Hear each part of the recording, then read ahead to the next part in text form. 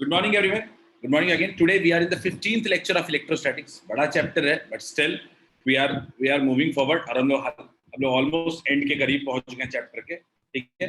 हम लोग NCERT के according दूसरे chapter में हैं. Electric potential and capacitors में हैं हम लोग. ठीक है? देखते हैं. चलिए. तो कुल मिला के अगर देखें हम लोग, तो today is 26th of May. आज अपना 26th May है.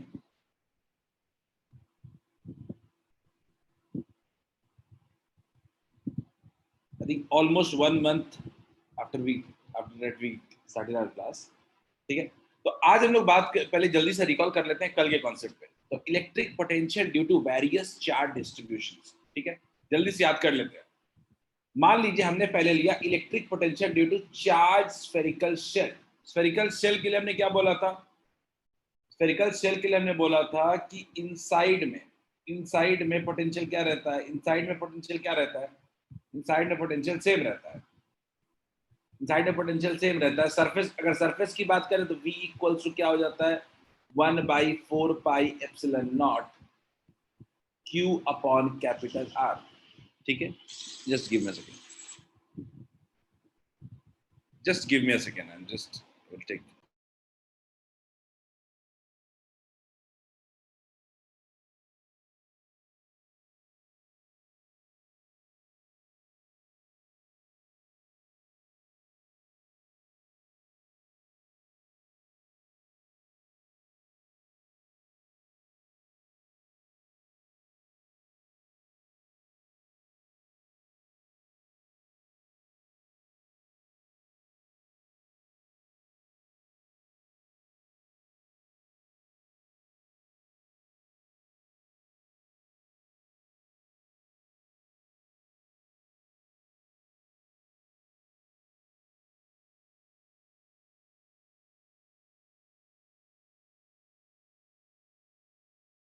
सॉरी बच्चों, just had some emergency concerns.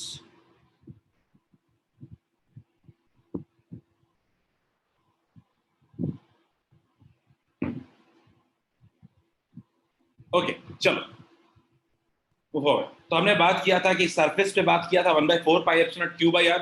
अगर इनसाइड हमने बात किया तो हमने देखा था वो भी क्या रहता है? कांस्टेंट रहता है 1/4 pi epsilon not Q upon R. एक बार कॉपी में रिकॉल करते चले. आउटसाइड द स्फीयर की बात किया था तो हमने देखा था कि बाहर में डिक्रीज होता है 1/4 pi epsilon not Q upon small r. ठीक है, ग्राफ याद करो तो ग्राफ कुछ ऐसा आया था. ठीक है, यानी अंदर पूरे जगह कांस्टेंट रहता था, बाहर में डिक्रीज करता था. थोड़ा और आगे बढ़ते हैं हम लोग. अगेन स्फेरिकल कंडक्टर बिल्कुल शेल की तरह बिहेव करता है, क्योंकि इसमें भी सारा का सारा चार्ज बाहर लाई करता है. तो इसको रिपीट नहीं कर रहा हूं, सेम चीज है बिल्कुल. ये तीसरा हमने क्या पढ़ा था? Electric potential due to charge spherical non conductor. इसमें थोड़ा था. तो सरफेस पे फिर से कोई दिमाग लगाने की जरूरत नहीं है. सरफेस पे क्या होता है? 1/4 pi epsilon not Q upon capital R. अगर आउटसाइड की बात करें तो भी कोई दिक्कत नहीं है. 1/4 pi epsilon not Q upon small r. Decrease करेगा आगे जाकर के. लेकिन अगर मैं इनसाइड द सरफेस की बात करूं, वहां अपने को फॉर्मूला ध्यान रखना पड़ता है. V equals to 1/4 pi epsilon not Q by कितना था? 3r cube minus r square by 2r square. यही था क्या फॉर्मूला? चेक कर लो एक बार. ठीक है, तो ये अपना है इनसाइड द स्फीयर. याद रखना है कि अपना पोटेंशियल क्या होता है? कुछ ऐसे डिक्रीज करता है और फिर उसके बाद क्या होता है? कुछ ऐसे आता है. यहाँ पे सरफेस पे कितना होता है? 1/4 pi epsilon not Q upon capital R. Small r zero नहीं, R equals to 2r square. Sorry, just यहाँ पे r स्क्वायर हो जाएगा शायद, मेरे हिसाब से. चेक कर लेना एक बार फॉर्मूला ये सब मुझे याद नहीं रहता. ठीक है, 3r स्क्वायर और ये r क्यूब हो जाएगा sir, if I'm not wrong. ठीक है, चलो लेट्स मूव फॉरवर्ड. तो अब हम इस पे बेस कुछ क्वेश्चंस करना चाहते हैं. आपके स्क्रीन पे एक क्वेश्चन दिख रहा है. Everyone try this question. इस कॉन्सेप्ट जो अभी हमने तीनों तरह हर तरह के स्फेरिकल शेल्स के स्फेरिकल कंडक्टर्स के बारे में पढ़ा है, आप पहले इस क्वेश्चन को करने की कोशिश कर रहे हैं, देखते हैं कैसे बनता है। मैं आपको 1 मिनट के बाद पहला का हिंट दे दूंगा, उसके बाद आप लॉजिक को यूज कर सकते हैं। Everyone try this question. इसीलिए रिकॉल कराया था क्योंकि लास्ट डे हमने इस पे क्वेश्चन नहीं किया था, खाली टॉपिक पढ़ा था। Try this question. काफी पार्ट्स हैं, इतने पार्ट्स हैं कि आप सीख जाओगे एक ही क्वेश्चन में सब कुछ।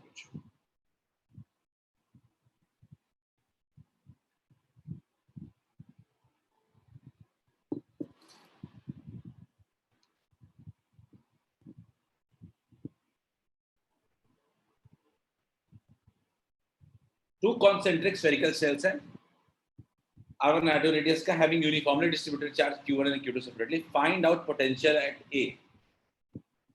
A बोले तो सेंटर की बात हो रही है। मैं आपको हिंट कर देता हूं पहले क्वेश्चन से, क्योंकि आप उससे एक ट्रेंड सेट कर लोगे। आप अगर मुझे ए पे पोटेंशियल चाहिए, पोटेंशियल एट ए चाहिए, तो मेरे दिमाग में चलना चाहिए कि कितने चार्जेस की वजह से होगा। तो दो चार्ज सेल्स है, तो पहला चार्ज सेल 1 प्लस दूसरा चार्ज सेल 2 की वजह से पोटेंशियल है।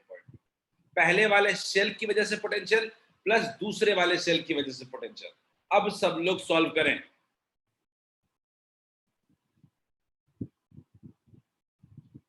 30 सेकेंड्स में पहला डिस्कस करूंगा, सब लोग ट्राई कर सोचे।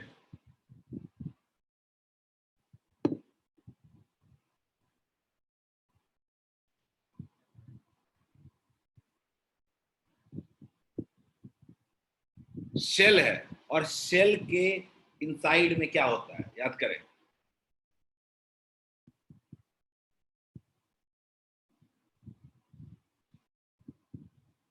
अच्छा चलो बच्चों, पहला मैं बता देता हूं। पहला पॉइंट है, पहला चलो ए पॉइंट है। ए पॉइंट मुझे बताओ कि फर्स्ट शेल के लिए कहाँ है, अंदर है क्या? अंदर का पोटेंशियल आपको पता है क्या क्या होता है? 1/4πε0 Q1 अपॉन R1, जो सरफेस पे होता है भाई अंदर होता है। अगर दूसरे सेल की वजह से देखिएगा तो उसके लिए भी इनसाइड है, तो क्या लिखिएगा? 1/4πε0 Q2/R2। इनसाइड में क्या होता है? जो सरफेस पे होता है। क्या हो गया? क्या क्या कॉमन ले लेंगे? 1/4πε0 Q1/R1 प्लस Q2/R2। मैंने आपको पहला हिंट दे दिया कैसे निकालते हैं, सारा आपसे होना चाहिए। Try second, try second.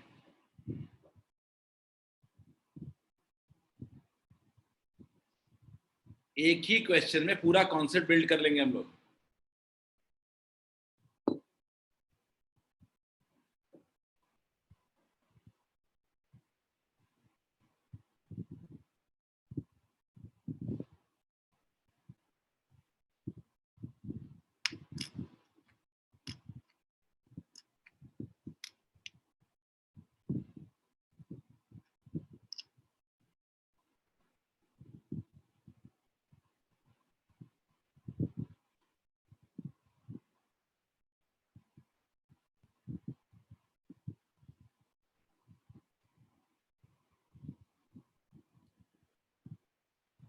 किसी का आया?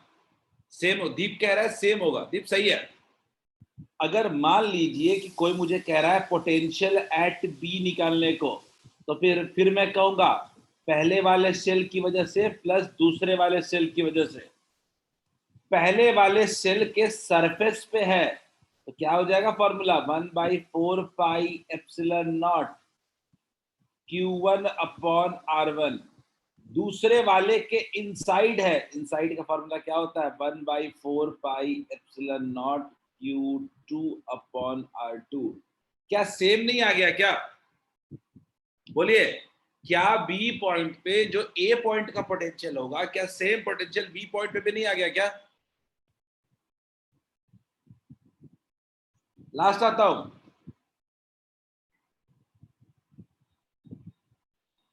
थर्ड पॉइंट पे आते हैं।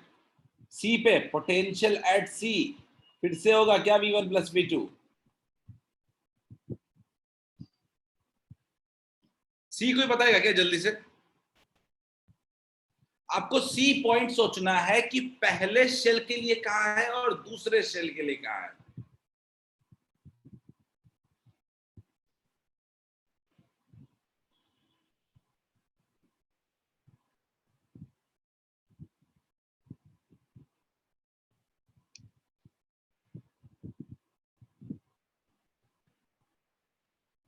एनीवन, हाँ लिखना थोड़ा मुश्किल है, 1/4 पाई एप्सिलॉन नॉट के लिख करके लिख सकते हो।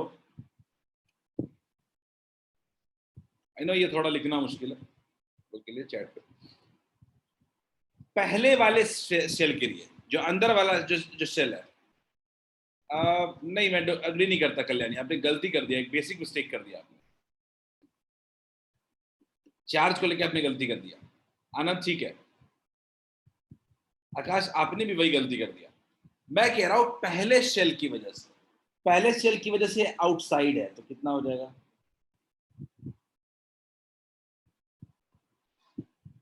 आउटसाइड के लिए क्या होता है? Q1 अपॉन डिस्टेंस, डिस्टेंस कितना है? R2।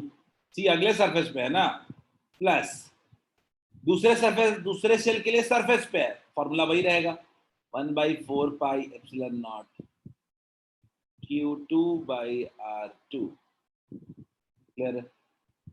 1/4 pi epsilon not.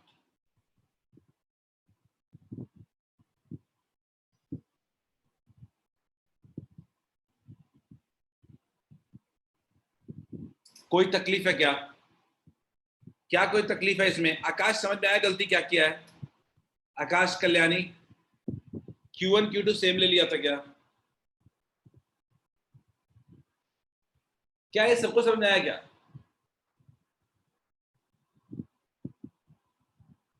अब आते हैं चौथे, पांचवें और छठे पार्ट पे, ठीक है? आई जस्ट होप कि 1 2 3 सबको क्लियर हो गया होगा। अब हम लोग फोर्थ, फिफ्थ और सिक्स्थ के लिए देखिए बात करेंगे अगले स्लाइड में। चलो everyone try this. Fourth, fifth and sixth, fourth, fifth and sixth. पहला R1 के अंदर किसी R डिस्टेंस पे है, यानी इनसाइड की बात हो रही है पहले में।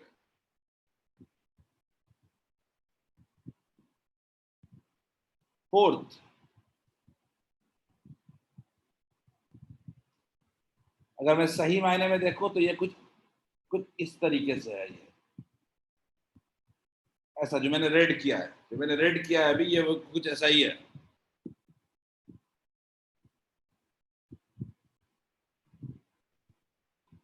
फिर से पोटेंशियल टोटल जो होगा वो क्या हो जाएगा? V1 plus V2।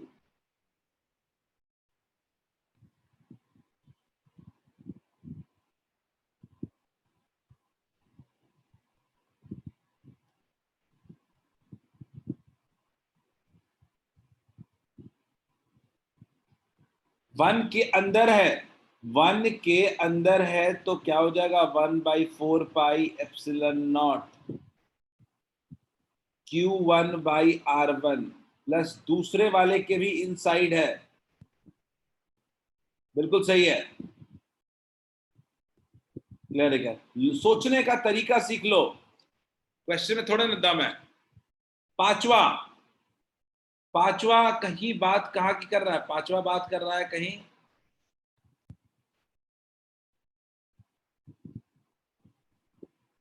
ऐसे जगह की, R रेडियस पर।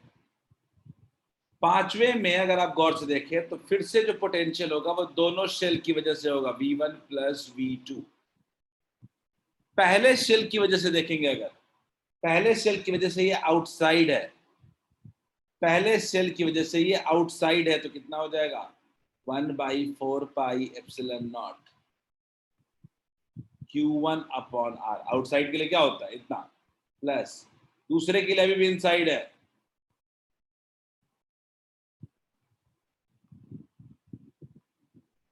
R2 इनसाइड है तो सरफेस वाला ही होगा। गलती है आनंद, थोड़ा ध्यान दो इधर, बिल्कुल सही है। मैं लास्ट की तरफ आ रहा हूं, six,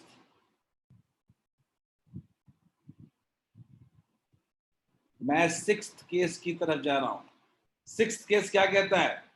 V equals to V1 plus V2। अब ये पहले वाले के भी बाहर है और दूसरे वाले के लिए भी बाहर है, तो पहले वाले के लिए बाहर है तो कितना हो जाएगा 1/4 pi epsilon naught Q1 upon R। बिल्कुल सही है, बिल्कुल सही शिवम, समझ गए। Plus 1/4 pi epsilon naught Q2 upon R। Is this clear to all of you? क्या सबको ये क्लियर है?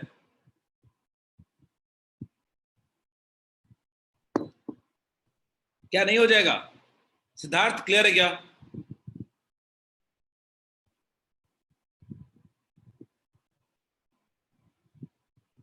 क्या सबको ये सारे सेल की वजह समझ में आ गया? मैं क्या कह रहा हूं, हर जगह दो पोटेंशियल है, V1 प्लस V2 करना है अपने को, जोड़ घटाव करना है, कोई वेक्टर तो है नहीं, दिमाग भी लगाना है अपने को डायरेक्शन का। क्लियर है?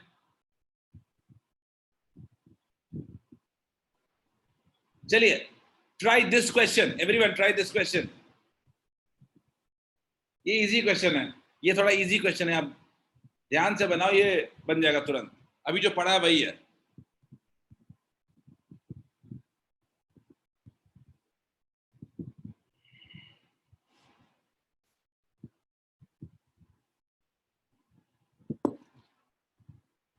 पहले फिगर बनाए और ट्राई करें।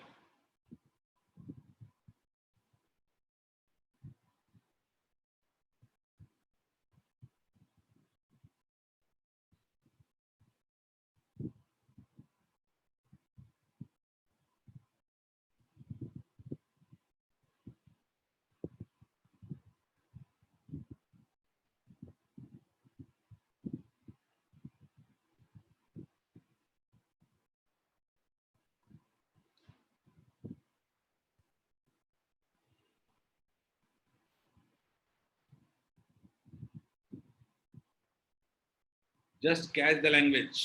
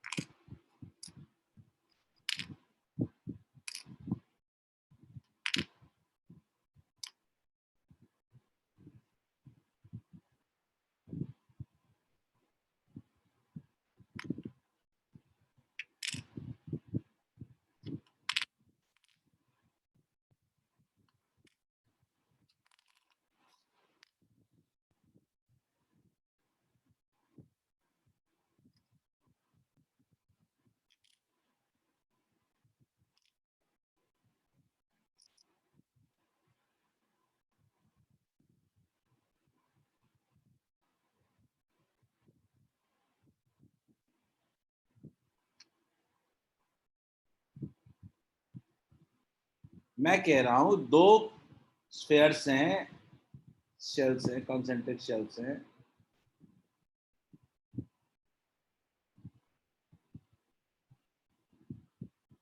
चलिए, एक का रेडियस ए है, एक का रेडियस ए है और दूसरे का, सॉरी, एक का रेडियस बी है और एक का रेडियस ए वाला बड़ा है। ठीक है, चलिए मान लिया ए वाला बड़ा है। अब मैं कह रहा हूं कि चार्ज भी दिया गया है क्यू ए और एक का दिया गया है क्यू बी।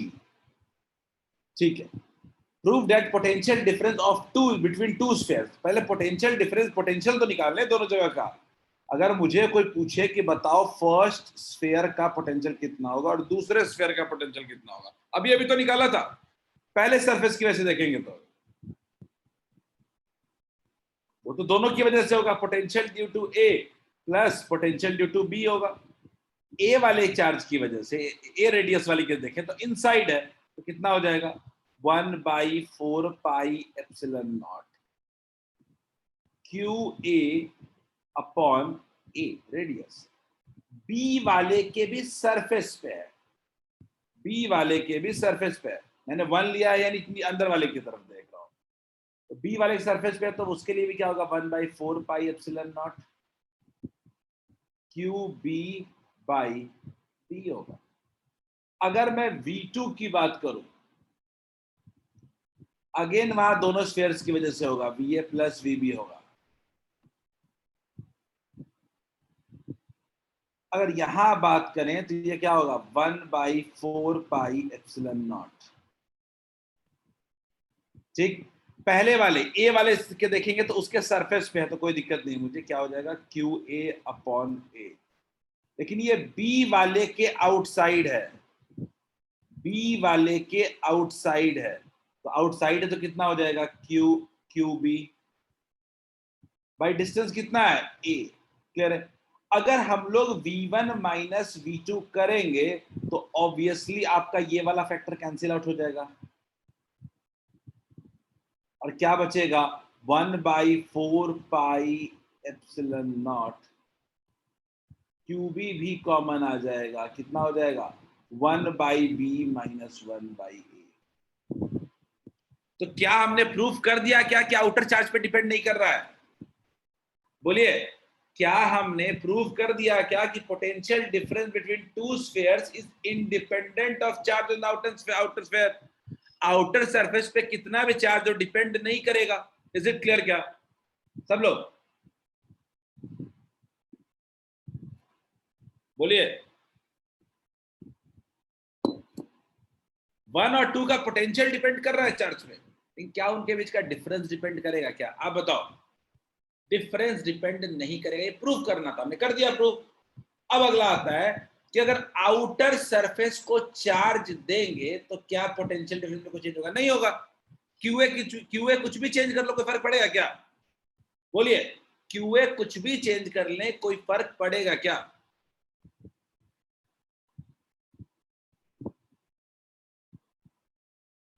ठीक है, चलिए डन, आगे बढ़ते हैं।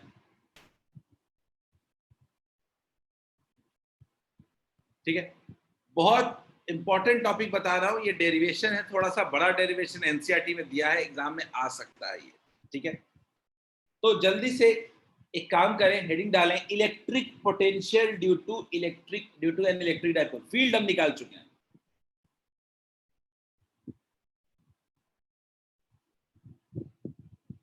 अच्छा कल्याणी, नॉन कंडक्टिंग हो या कंडक्टिंग हो कल्याणी?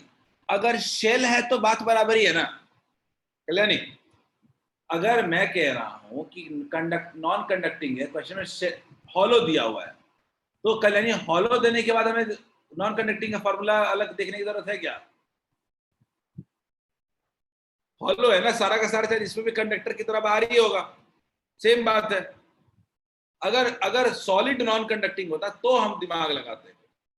क्लियर कल्याणी? चलिए सब लोग हेडिंग डालें, electric potential due to an electric dipole.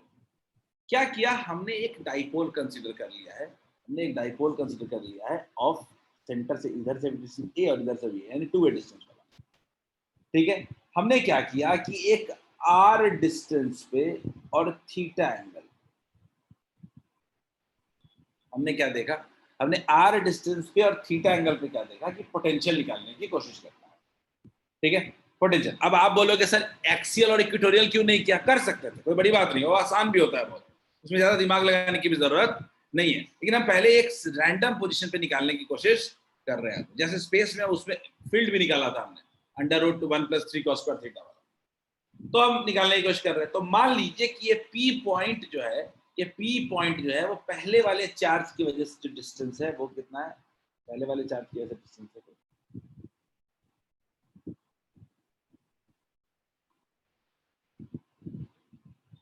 r1, और दूसरे वाले चार्ज की वजह से डिस्टेंस कितना है, मान लेते हैं कुछ r2।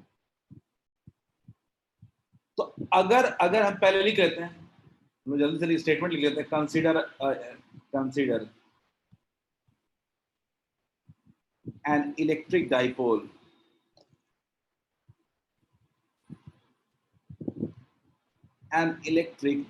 ये डेरिवेशन है, आप भी समझते चलो बस, अब लिखते भी चलो, consider N electric dipole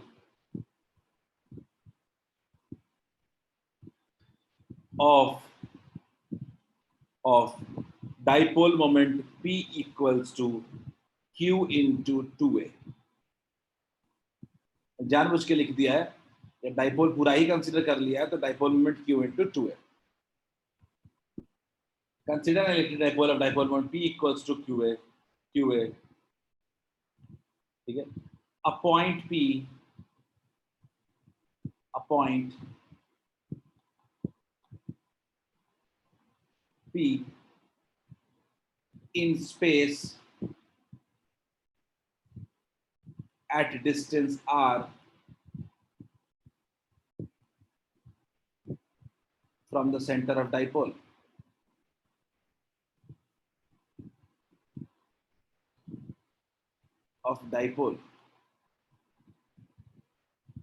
At an angle theta with dipole axis. ये कहानी अपने को ना लिखना बहुत जरूरी हो जाता है एग्जाम में. अपने को ये कहानी जो है ना बड़ा इंपॉर्टेंट हो जाता है एग्जाम में लिखने के लिए, और ये आदत हमें बन जाएगी ना, तो ये तो दिमाग अपना डेरिवेशन याद रहेगा, वो लिख सकते हैं. As we know 2a, but sir वहां पे 12a लग रहा है. कहाँ 12a लग रहा है?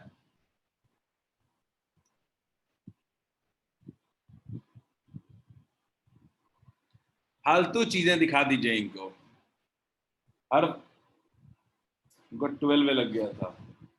इतना तो यार लॉजिक भी लगाते. चलो यही हर चीज मेरे से लिखवाओगे तुम. चलो आगे बढ़ते हैं. तो अगर मुझे कोई बोले कि पोटेंशियल एट पी कितना होगा, तो आप क्या कहोगे कि potential due to negative charge plus potential due to positive charge. Clear है? आप बोलोगे potential due to negative charge plus potential due to positive charge. अब नेगेटिव चार्ज से कितने डिस्टेंस पे है? वो r1 डिस्टेंस पे है. तो क्या हम लिख सकते हैं क्या? 1/4 pi epsilon not Q upon R1, लेकिन minus Q upon R1 negative charge है, और पॉजिटिव चार्ज की वजह से देखें तो 1/4 pi epsilon not Q upon R2. तो इस हिसाब से अगर देखें तो अपना फाइनल फॉर्मूला जो आ रहा है वो आ रहा है Q/4 pi epsilon naught 1/R2 minus 1/R1. क्या ये क्लियर है सबको? बोलिए, is it clear to all of you? Q/4 pi epsilon naught 1/R2 minus 1/R1. Is this clear to all of you? ये मेरा हो गया इलेक्ट्रिक पोटेंशियल का फॉर्मूला. लेकिन आपके मन में जो सबसे बड़ा सवाल है, सर ये R1 R2 का क्या करें? ये R1 R2 का कुछ तो हमें रिजोल्यूशन करना पड़ेगा. अब सारा का सारा काम हम R1 R2 के लिए ही करेंगे. देखते हैं. फॉर्मूला हमारा ये आ चुका है. ये हमारा स्टैंडर्ड इक्वेशन 1 है. हम इसके बारे में अब लास्ट में बात करेंगे. मैं बात करना चाहता हूं, मान लेते हैं ट्रायंगल है मेरे पास, O है, P है, मैं इसको M मान लेता हूं और इसको N मान लेता हूं. ठीक है, हमारे पास दो ट्रायंगल्स हैं. ठीक है, अगर मैं बात करूं इन ट्रायंगल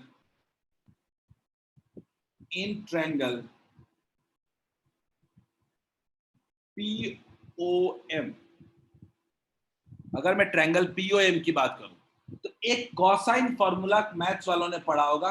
cos थीटा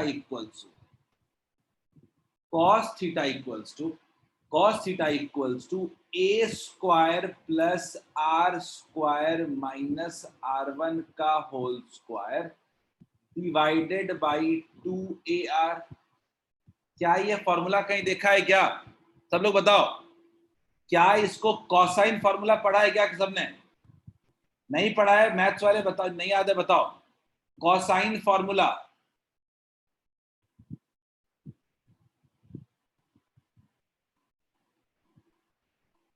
कितने लोग ये कॉसाइन फॉर्मूला पहले पढ़ चुके हैं?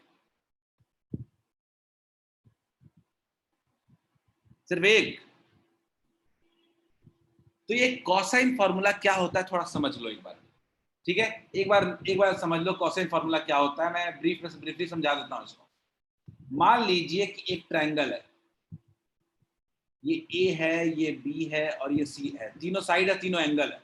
इसके ऑपोजिट में स्मॉल a बना दिया, इसके स्मॉल b और स्मॉल c बना दिया. तो मान लीजिए कोई बोले आपसे कि cos A बताइए, तो क्या करिएगा? Sum of square of adjacent sides कितना होगा? B square plus C square जिसके बीच में वो एंगल है minus A square by 2bc। Clear है? तो मैथ्स वाले स्टूडेंट ने तो पक्के तौर पे कोसाइन फार्मूला पढ़ा होगा। तो हमने भी वही किया, जो एंगल है थीटा उसके एडजेसेंट साइड्स क्या है, आर और ए है, तो R square plus A square minus R one का स्क्वायर बाई 2ar, ये हमने कोसाइन फार्मूला लगा दिया है। ठीक है, कोसाइन फार्मूला लगा दिया है। तो अगर मैं इस लिहाज से देखूं, तो गौर से देखिएगा, मैं क्या लिख सकता हूं, A square plus R square minus r1 का whole square equals to 2ar cos theta. Clear है?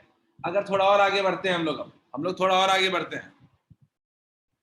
ठीक है, अगर हम लोग बात करें r1 का होल स्क्वायर इक्वल्स टू, तो ये r1 का होल स्क्वायर रहेंगे तो क्या लिखेंगे, A square plus R square minus 2ar cos theta, minus 2ar cos theta. अगर इस लिहाज से हम लोग देखें, अगर मैं देखूं तो r1 स्क्वायर जो है, r1 स्क्वायर इक्वल्स टू, हम क्या लिखते हैं, हम लिखते हैं ए स्क्वायर को ना कॉमन ले लेते हैं, सॉरी, हम आर स्क्वायर को कॉमन ले लेते हैं, तो कितना हो जाएगा, A square by R square minus 1 minus 2a cos theta upon R. Clear है क्या? अगर मैं यहाँ पे कॉमन लेने के बाद एक बात हम जानते हैं कि इलेक्ट्रिक डाइपोल में क्यों ए जो होता है वो आर से बहुत ही कम होता है, हम जानते हैं ये बात। तो हम लिख सकते हैं कि अच्छा r1 का whole square equals to R square, ये 1 है प्लस है, ये 1 minus 2a cos theta upon R. Is this clear to all of you? अगर मैं लिखूं कि r1 की वैल्यू कितनी होगी, तो आप क्या लिखोगे, r1 minus 2a cos theta upon R. Is it clear? To the power 1/2। Clear है? To the power 1/2। तो अगर मैं r1 से बनाना चाहूं 1/r1, तो क्या बन जाएगा, 1/r into 1 minus 2a cos theta upon R to the power -1/2। Clear है क्या? इसी से हम फाइनल स्टेज पे पहुंच रहे हैं। अगर मान लीजिए 1/r1 इक्वल्स टू लिखना होगा, तो 1/r, सबको पता है binomial expansion, 1 plus X to the power n को 1 प्लस nx भी लिख सकते हैं, 1 minus -1/2 into 2a cos theta upon r। तो 2 कैंसिल हो गया, माइनस माइनस कैंसिल हो गया, तो फाइनली 1/r1 इक्वल्स टू आ गया 1/r into 1 plus a cos theta upon r। Is this clear to all of you? ये कहानी क्लियर है क्या सबको? जल्दी से सब लोग यहाँ पे लिखें, जल्दी से सब लोग इसको लिखें, उसके बाद मैं आगे बात करूंगा। मुझे 1/r1 और 1/r2 चाहिए, हमने 1/r1 निकालने का कोशिश किया है।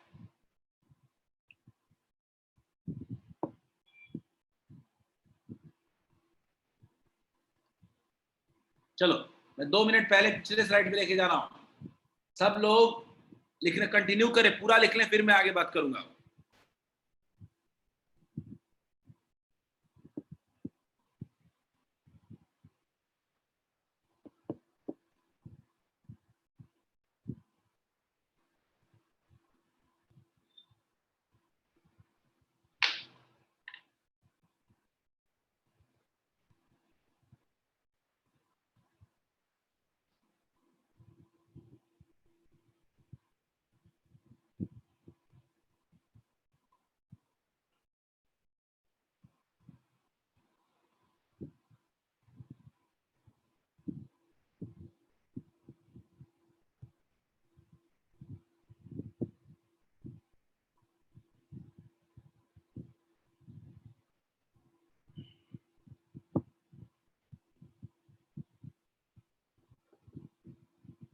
इधर स्लाइड आगे ही बढ़ाऊंगा।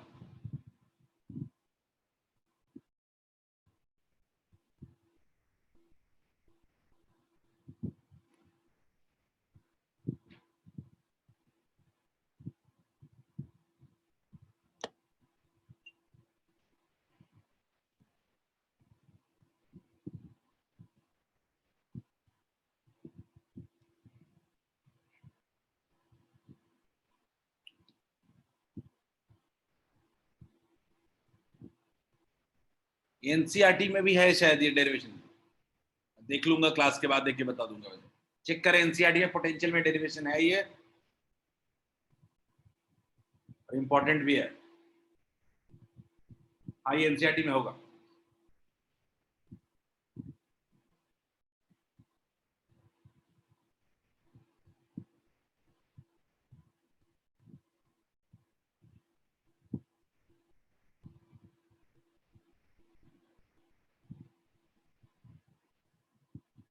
मैं आगे बढ़ा रहा हूं। बस आपको ये R1 के लिए थोड़ी मेहनत कर लेनी है, बस R2 के लिए मेहनत नहीं करना, वो तो एक लाइन में मैं लिख दूंगा R2 वाला बात।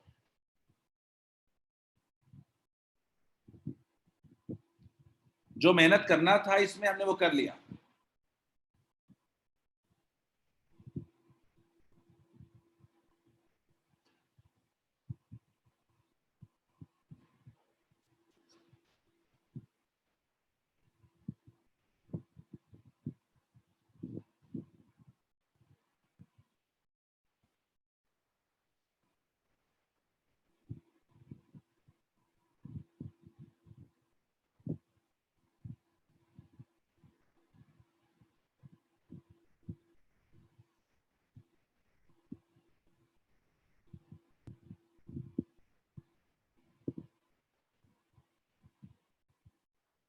जो a very very less then r है ना, यही सबसे इंपॉर्टेंट पॉइंट है, जिसकी वजह से हम a²/r² को इग्नोर कर देते हैं। खुद a अगर r से ही बहुत कम है तो उसका रेशियो स्क्वायर तो और भी कम होगा ना। हमने r1 स्क्वायर से r1 निकाला और r1 से 1/r1 निकाला।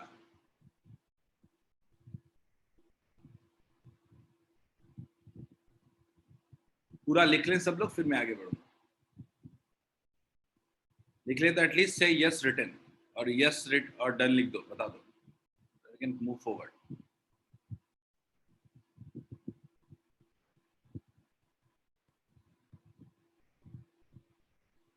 Good Anjan, Anjan, Kalyani, Deep, 3 people have written। अद्या, ओजस्वी, आदर्श साथ साथ लिख रहे होगे तो जल्दी हो गया होगा ना, अगर सब कुछ बाद में लिखा होगा तो टाइम लगेगा। चलिए काफी लोगों ने लिख लिया है। चलो बच्चों 1 मिनट और, मैक्सिमम 1 मिनट और।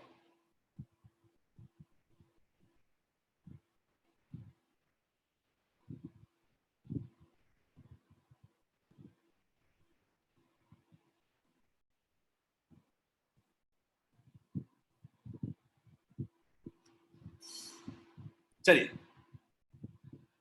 अब मैं आपको ना एक और ट्रायंगल दिखाता हूं। अब आपको मैं ना एक और ट्रायंगल दिखाऊंगा, ठीक है। एक और ट्रायंगल क्या है? In triangle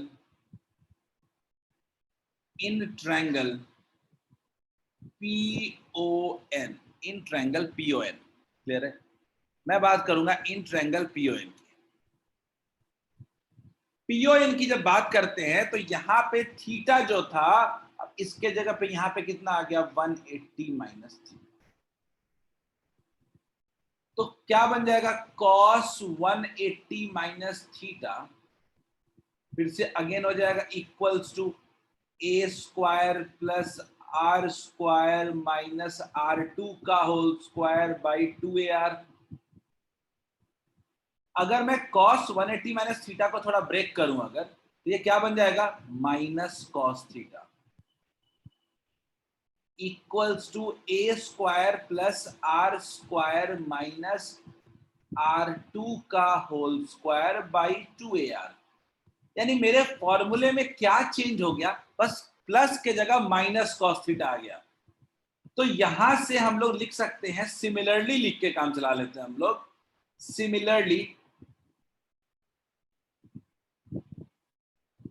Similarly, 1 by R2 equals to 1 by R2 equals to 1 by R 1 minus A cos theta upon R. इतना ही फर्क आएगा, एक माइनस का ही फर्क है बस। तो 1 माइनस कितना आ गया, A cos theta upon R. Is it clear क्या?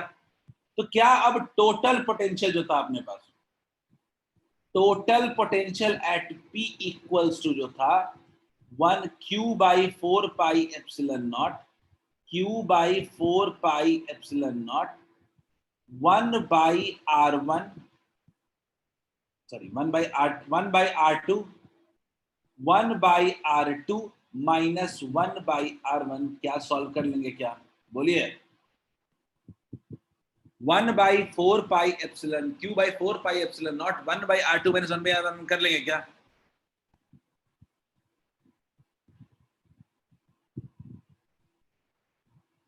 राघवेंद्र आपने बोला है ए बाई आर को क्यों नहीं इग्नोर किया sir? A square by R square को क्यों इग्नोर करते? देखो ए बाई आर के comparatively A square by R square की वैल्यू बहुत छोटी होगी। देखो अगर मान लो कोई फ्रैक्शन है 1 बाई 100 तो वो छोटा है मान लिया, लेकिन उसका स्क्वायर तो उससे और भी कई गुना छोटा है। क्लियर है क्या? तो हम ज्यादा छोटे वाले को इग्नोर किए हैं और कुछ नहीं। क्लियर है राघवेंद्र? Is it clear? तो अब हम क्या कह रहे हैं कि R1 R2 की वैल्यू को पुट कर दीजिए 1 by R1 1 by R2 minus 1 by R1 को। तो 1 by R2 minus 1 by R1 अगर हम लोग कर देंगे तो क्या आ रहा है वैल्यू, चेक करें।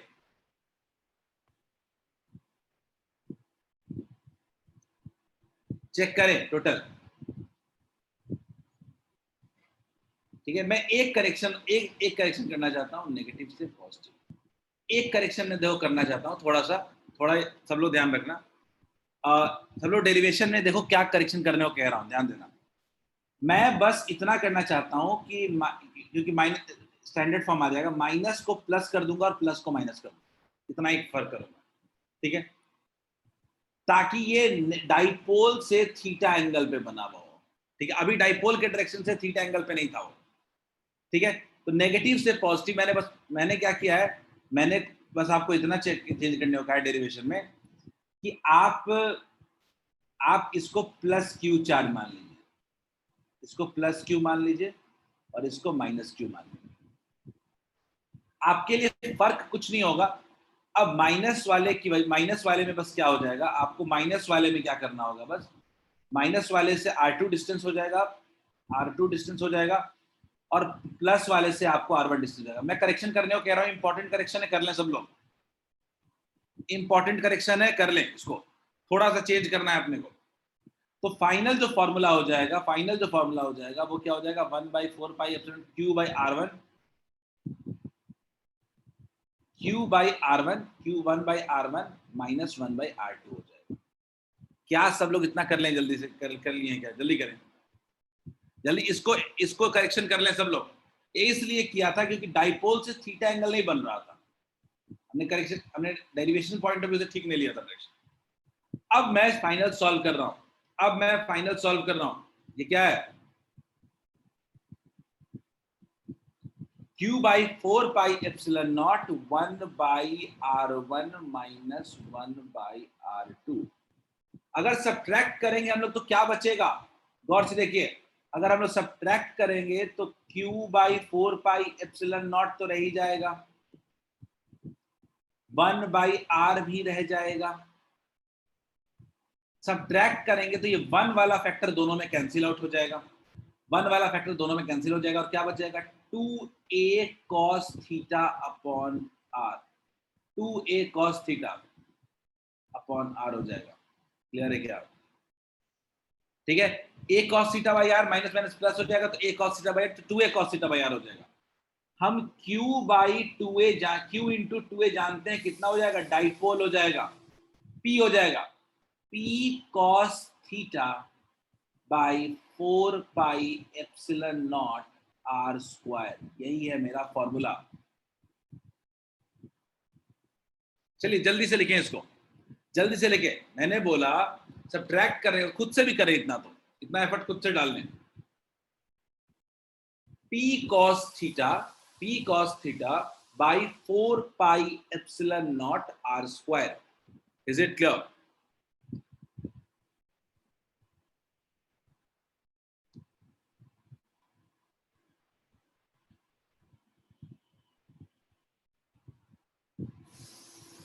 ये किसी भी पॉइंट P पर पोटेंशियल का फॉर्मूला है। किसी भी पॉइंट P पर ये पोटेंशियल का फॉर्मूला है। मेरे लिए इंपॉर्टेंट क्या क्या था? तो मेरे लिए इंपॉर्टेंट था R1 R2 की वैल्यू निकालना। R1 R2 का वैल्यू निकालना मेरे लिए इंपॉर्टेंट था, हमने निकाल लिया।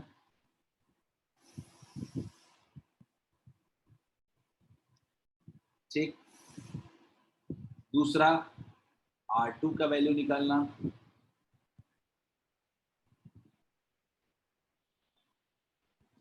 और दोनों की वैल्यू को पुट कर दिया पोटेंशियल के फॉर्मूले पे। रिया लास्ट 2 लाइन समझा दूं। रिया मैंने कुछ नहीं किया है, दोनों R1 R2 की वैल्यू आप खुद से पुट करें पूरे एक्सप्रेसिव तरीके से, शॉर्टकट कुछ नहीं यूज करें। R1 की वैल्यू आपने निकाल रखा है ना, 1 by R into 1 plus A plus R cos theta by R। R2 का भी लिख रखे हो ना, दोनों की वैल्यू पुट करो आप R1 R2 की जगह, खुद से पुट करो।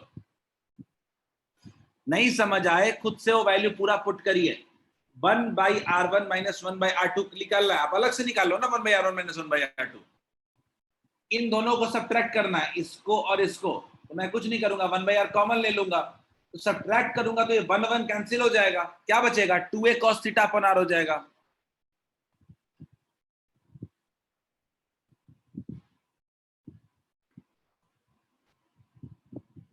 वैष्णवी गलत लिया था हमने, वो नेगेटिव वेगेटिव कुछ नहीं आ रहा था, हमने वो इलेक्ट्रिक पोटेंशियल से 180 माइनस थीटा डिग्री पे हमारा एंगल बन रहा था।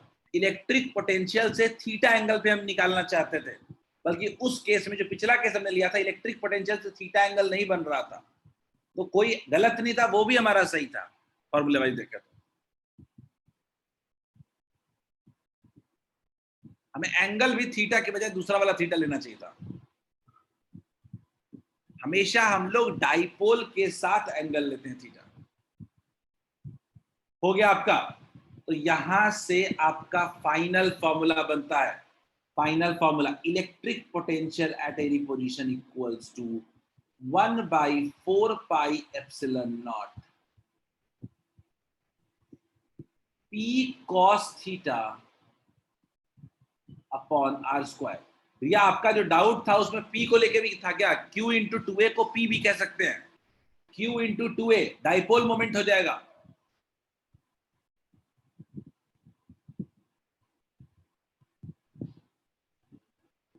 रिया क्लियर है? आपके पास अब फॉर्मूला आ चुका है, 1 by 4 pi epsilon naught into P cos theta upon R का होल स्क्वायर। अब मेरी ख्वाहिश क्या है कि हम लोग इक्विटोरियल और एक्सियल पोजीशन पे निकालने की कोशिश करें। मैं अगेन फिर से माइनस Q और ये प्लस Q, डाइपोल का डायरेक्शन क्या होगा? इधर है, ठीक है। तो हमने क्या किया, एक्सियल पोजीशन पे निकालने की कोशिश किया, R डिस्टेंस पे, एक्सियल पोजीशन पे, और मान लेते हैं कि इलेक्ट्रिक डाइपोल P है। तो मान लीजिए अगर इसके वजह से हम सेंटर से R डिस्टेंस पे निकालेंगे, तो इस केस में क्या एक्सियल पोजीशन पे मेरा थीटा 0 नहीं हो जाएगा क्या? बोलिए, क्या एक्सियल पोजीशन पे मेरा थीटा 0 नहीं हो जाएगा? अगर मेरा थीटा 0 हो जाएगा तो क्या पोटेंशियल मेरा 1 by 4 pi epsilon naught P cos 0 by P by R square हो जाएगा क्या? बोलिए, क्या मैं सीधा सीधा कह सकता हूं 1 by 4 pi epsilon naught P by R square हो जाएगा क्या? क्योंकि थीटा मेरा क्या है? 0 डिग्री है। अगर हम वही अगर डिस्टेंस R डिस्टेंस पे अगर 90 डिग्री पे चेक करें, यानी इक्विटोरियल पोजीशन पे, तो इस केस में हमारा थीटा 90 डिग्री हो जाएगा, और cos 90 का वैल्यू हम भी जानते हैं। तो क्या पोटेंशियल यहाँ पे 0 नहीं हो जाएगा क्या? बोलिए, क्या हम कह सकते हैं कि इक्विटोरियल पोजीशन पे पोटेंशियल हमेशा 0 होता है, और एक्सियल पोजीशन पे पोटेंशियल जो होता है वो 1 by 4 pi epsilon naught P upon R square होता है। क्या क्लियर है सबको?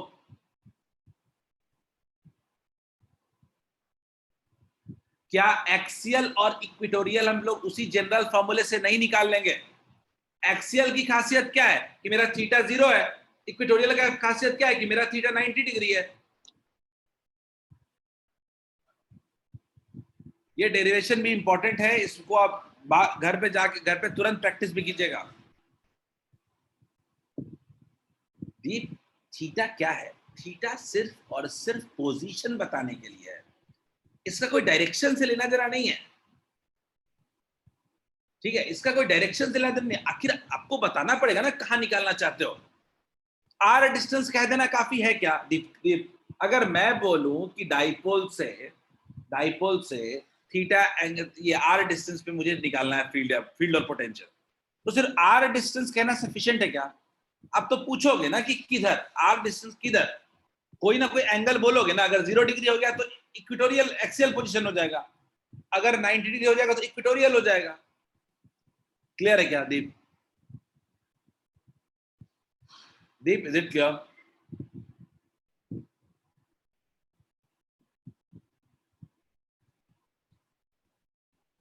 जल्दी से इसको लिख लें। देखो 180 अगेन फिर से वो एक्सियल हो जाएगा, 180 अगेन एक्सियल हो जाएगा। हम एक जनरल केस की बात करते हैं जो प्रोमिनेंट केस है। 180 डिग्री तो फिर वही बात आ गया, अलोंग द डाइपोल एक्सिस हो गया, वहां माइनस हो जाएगा, cos 180 की वैल्यू -1 हो जाएगी।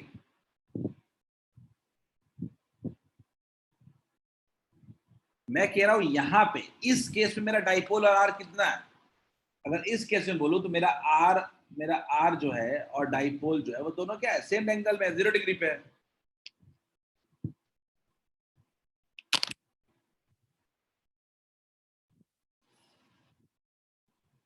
जल्दी नोट कर लें इसको, इक्वेटोरियल और एक्सियल हम अलग अलग निकालने की जरूरत नहीं है। हम जनरल फॉर्मूला निकाल लेंगे तो हम कोई एंगल पुट करके इक्वेटोरियल और एक्सियल निकाल लेंगे।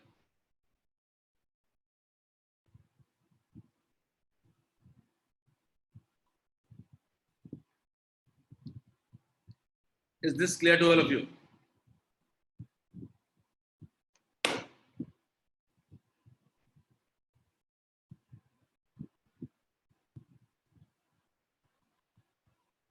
देखो निधि, अगर ए आर से बहुत कम नहीं है फिर मेहनत करिए, फिर R1 R2 निकालिए और सॉल्व कीजिए, सीधा सीधा हिसाब है।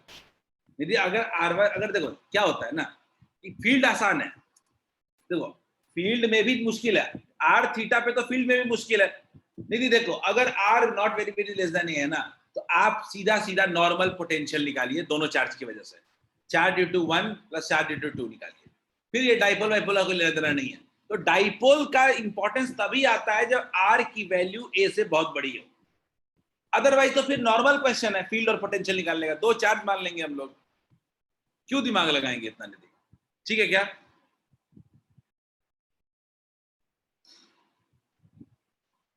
लिख लिया क्या?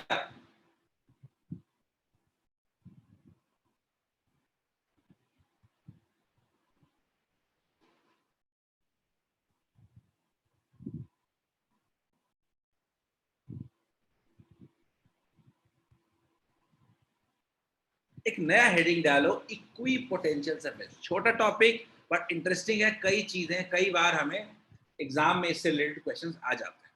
ठीक है, इक्वी पोटेंशियल सरफेस। ठीक है, बहुत हद तक इसके नाम से भी क्लियर है। हेडिंग डालो, इक्वी पोटेंशियल सरफेस।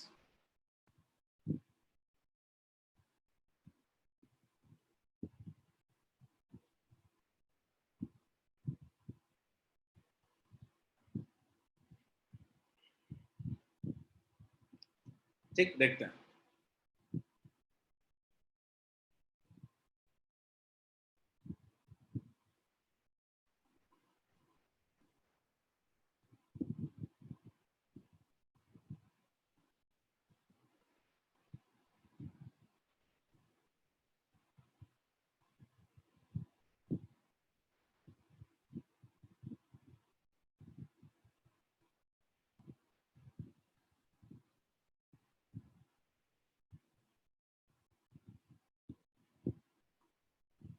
देखते हैं।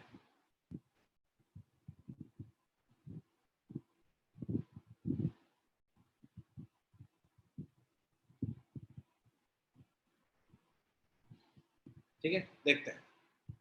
मान लीजिए कि मेरे पास एक सरफेस है, मान लीजिए कि मेरे पास एक सरफेस है,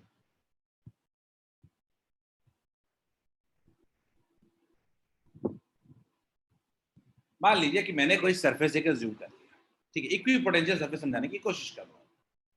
अब इस सरफेस पे मान लीजिए कि मैंने कोई पॉइंट देखा P और कोई पॉइंट देखा Q, ठीक है, कोई पॉइंट हमने देखा। अगर हर जगह का पोटेंशियल अगर सेम रहेगा तो उस तरह के सरफेस को कहते हैं इक्वी पोटेंशियल सरफेस। क्या definition? If the potential of surface is same throughout then the surface is known as equipotential. नाम से ही हमको डेफिनेशन भी पता चल जाता है, ठीक है। यानी मैं कह सकता हूं कि मान लीजिए मेरे पास एक और पॉइंट है आर, तो मैं कह सकता हूं ये ऐसा सरफेस है कि हर जगह पोटेंशियल कितना है, Vp equals to Vq equals to Vr. Is this clear to all of you? Equi potential surface का मतलब समझ में आ गया क्या? बहुत सिंपल वर्ड्स में समझाया हूं कि ऐसा सरफेस जिसमें सब पॉइंट पे पोटेंशियल क्या रहता है, सेम रहता है, said to be equipotential surface. Clear? इस इक्वी पोटेंशियल सरफेस के बारे में अगर हम देखें तो हम इक्वी पोटेंशियल सरफेस एग्जांपल लेते हैं। मान लीजिए कि एक चार्ज हमने ले लिया Q,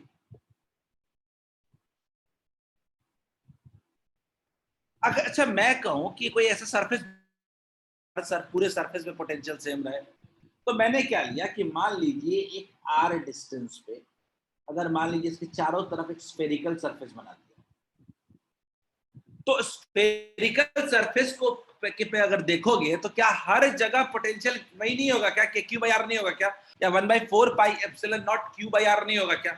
पूरे सरफेस पे अगर पोटेंशियल सेम होगा तो क्या इसको भी एक इक्वी पोटेंशियल सरफेस नहीं कह सकते हैं क्या? बोलिए, can't we say this to be as equipotential surface?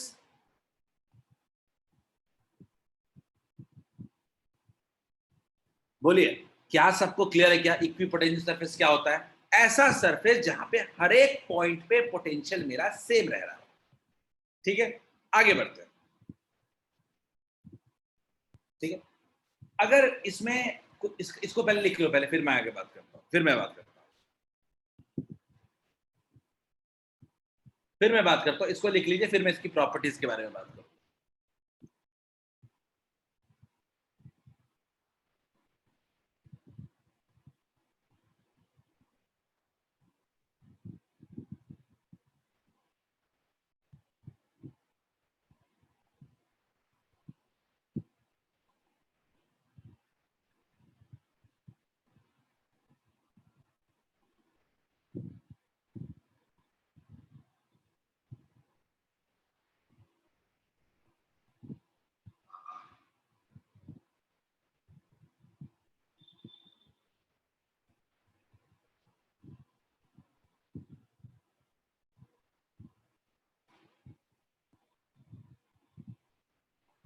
लिख लिया हो तो बता देना।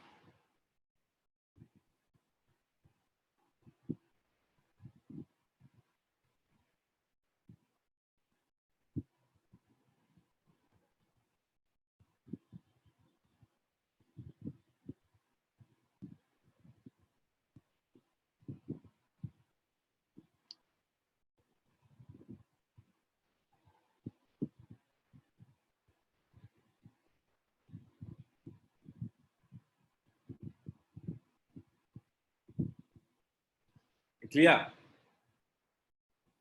चलिए, अब अगर समझना है अपने को तो कुछ प्रॉपर्टीज समझना बहुत जरूरी है।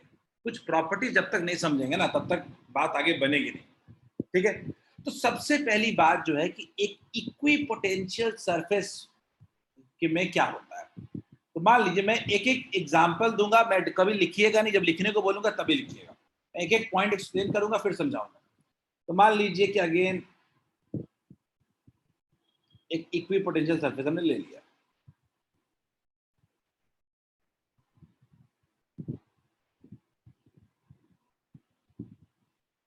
इक्वी पोटेंशियल सरफेस हमने ले लिया। अब इक्वी पोटेंशियल सरफेस की बात करो तो मान लीजिए कि मेरे पास कोई पॉइंट, कोई सरफेस ले लिया हूं सीधा सीधा और क्यू है पर, ठीक है। तो अगर मान लीजिए कि मैं किसी टेस्ट चार्ज को एक पॉइंट से दूसरे पॉइंट पे मूव कराना चाहता हूं, अगर मैं किसी भी चार्ज को इस सरफेस पे किसी चार्ज को मूव कराना चाहता हूं, तो वर्क डन क्या होगा? वर्क डन होगा Q naught into change in potential. Work done equals to क्या होता था? चार्ज इंटू पोटेंशियल डिफरेंस, यही होता था ना। एक पॉइंट से दूसरे पॉइंट पे अगर मुझे चार्ज को ले जाना है तो क्या कहेंगे? Work done equals to Q, work done by external agent equals to Q into change in potential. Clear है क्या? लेकिन आप बताओ, या अगर या सीधा सीधा मैं बोलूं कि work done by the electrostatic force equals to होता था work done equals to initial potential, potential at P minus potential at Q. क्या इसको लेके किसी के मन में सवाल है तो बताओ, बाद में बात करूंगा इक्विपोटेंशियल सरफेस की। क्या इसको लेके किसी के मन में सवाल है क्या? कैसे लिख दिया है फॉर्मूला?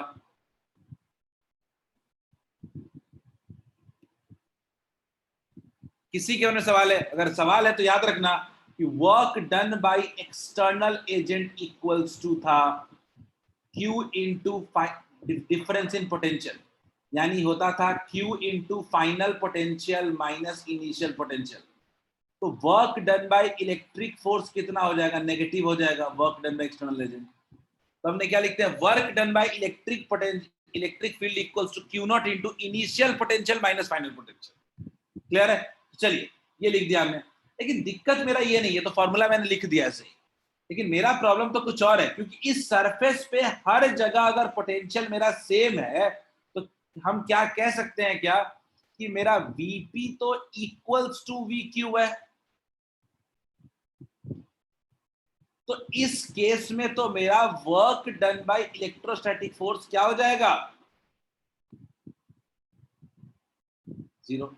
यानी बहुत क्लियर बात है कि किसी इक्वी पोटेंशियल सरफेस पे कोई चार्ज को एक पॉइंट से दूसरे पॉइंट लेके जाना चाहते हैं तो वर्क क्या होगा? जीरो। इज इट क्लियर क्या?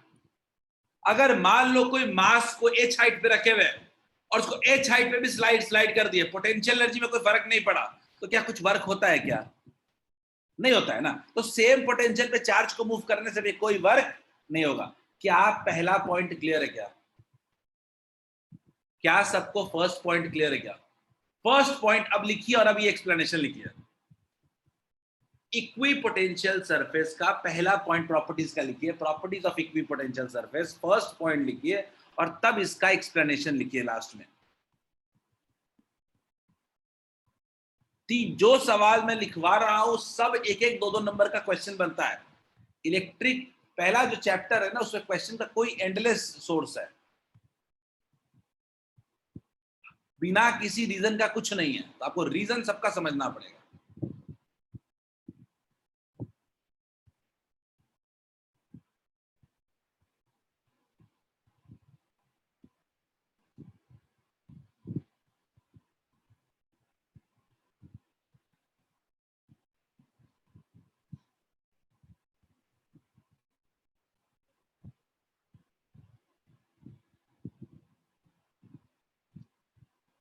दूसरा पॉइंट और भी बहुत इंटरेस्टिंग होगा।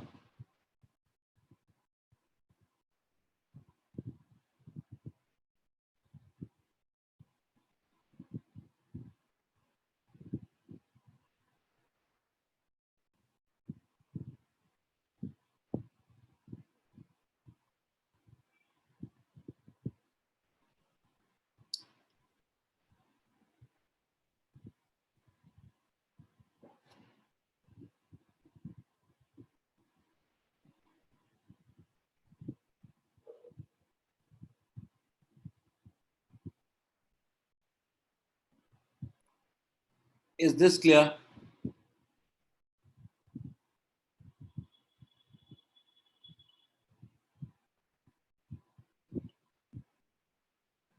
लिख लो तो एटलीस्ट लेट मी नो कि ताकि मैं आगे बढ़ सकूं।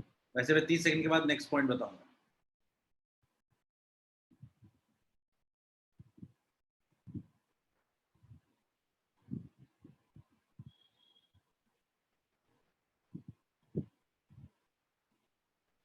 आगे बढ़ते हैं। बी पॉइंट की तरफ बढ़ते हैं हम।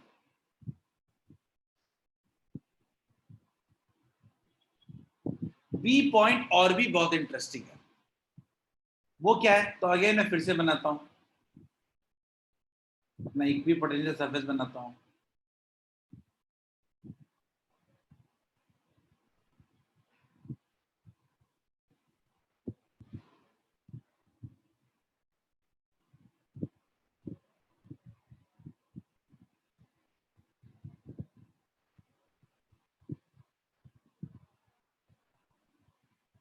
ये मेरा एक इक्वी पोटेंशियल होता है।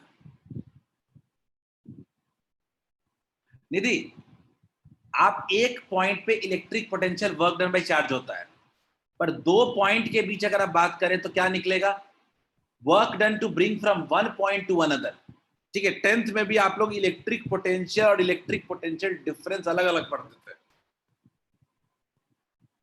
ठीक है, एक इन्फिनिटी, देखो मैंने बताया था आप लोगों को क्लास में कि इन्फिनिटी से किसी पॉइंट पे लाने को हम लोग कहते हैं सिर्फ पोटेंशियल, लेकिन अगर दो पॉइंट के बीच में बात करते हैं तो पोटेंशियल डिफरेंस हम लोग कहते हैं। ठीक है, लास्ट क्लास में अगर याद करो तो मैंने ये क्लास में बताया था।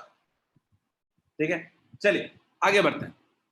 अगर मैं बात करूं कि मान लीजिए एक सरफेस हमने ले लिया है, अब मैं इस सरफेस में क्या बताना चाहता हूं कि सरफेस में किसी भी पॉइंट पे, किसी भी छोटे से पॉइंट पे अगर आप बात करना चाहते हैं तो हर जगह पे जो इलेक्ट्रिक फील्ड होगा वो हमेशा सरफेस के परपेंडिकुलर होगा।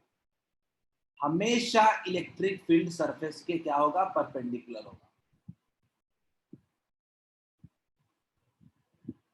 हमेशा सरफेस के परपेंडिकुलर होगा। तो एक मन में सवाल आता है कि क्यों इलेक्ट्रिक फील्ड सरफेस के परपेंडिकुलर ही क्यों होगा? टेंजेंट क्यों नहीं हो सकता? अच्छा, कोई और डायरेक्शन में क्यों नहीं हो सकता? तो इसके पीछे का एक्सप्लेनेशन समझना बहुत जरूरी है कि मान लीजिए अगर वो परपेंडिकुलर नहीं है, अगर मान लीजिए उसको परपेंडिकुलर नहीं है तो क्या होगा? मान लीजिए कि मेरा इलेक्ट्रिक फील्ड अगर किसी थीटा पे,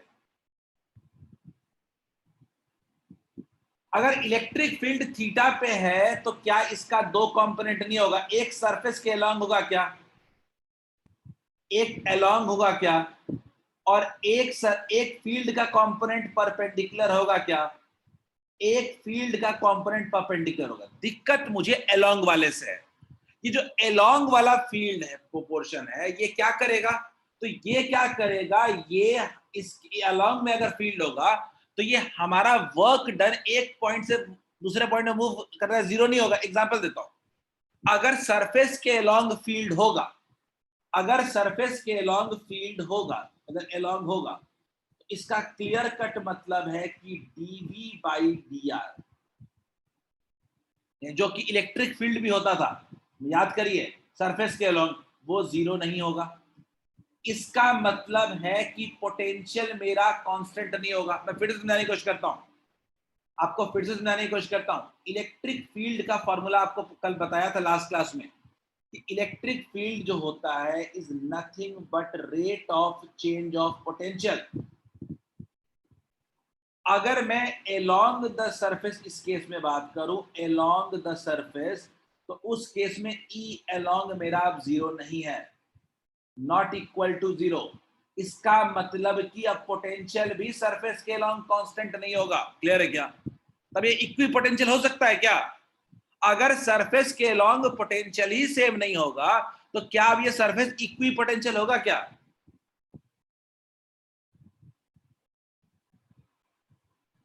मैं आपसे पूछता हूं कि अगर मेरा फील्ड का कोई भी कंपोनेंट सरफेस के अलोंग हो जाएगा तो क्या मेरा पोटेंशियल कांस्टेंट होगा क्या? नहीं होगा। इसीलिए फील्ड हमेशा यूनिक, इलेक्ट्रिक फील्ड हमेशा इक्वी पोटेंशियल सरफेस के परपेंडिकुलर होता है, हमेशा यूनिक होता है डायरेक्शन फील्ड का। कोई और पॉसिबल डायरेक्शन नहीं है, इक्वी पोटेंशियल सरफेस के हमेशा परपेंडिकुलर होगा। किसी को कोई भी दिक्कत है तो पूछिए, क्योंकि हर क्वेश्चन लाइन जो लिख रहा हूं वो क्वेश्चन है कि electric field line, why electric field line is always perpendicular to equipotential surface. सिर्फ बोर्ड्स में 8 7 8 बार आ चुका होगा, इतना कॉमन क्वेश्चन है।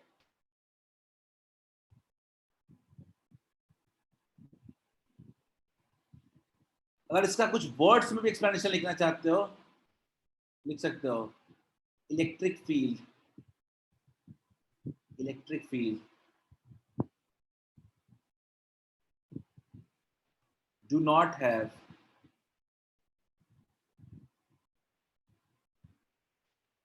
any component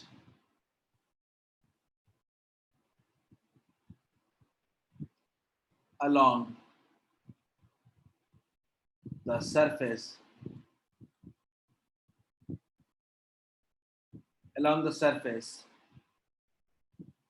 of conductor, along the surface of conductor,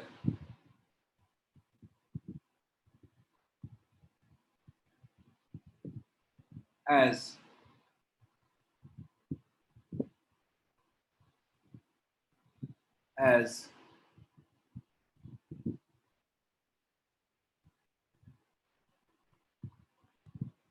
potential remain same। सीधा सा बात है, क्योंकि पोटेंशियल कांस्टेंट है तो डीवी बाई डी आर भी जीरो होगा, rate of change of potential भी जीरो होगा, तो फील्ड भी जीरो होगा, सीधा सीधा। एलोंग में फील्ड का एलोंग में कोई कंपोनेंट सरफेस के नहीं होगा। क्या सबको क्लियर है मेरी बात? दूसरे पॉइंट का एक्सप्लेनेशन मैं चाहता हूं, हर एक सोर्स ऑफ क्वेश्चन है, आप एक्सप्लेनेशन के साथ समझे इसको।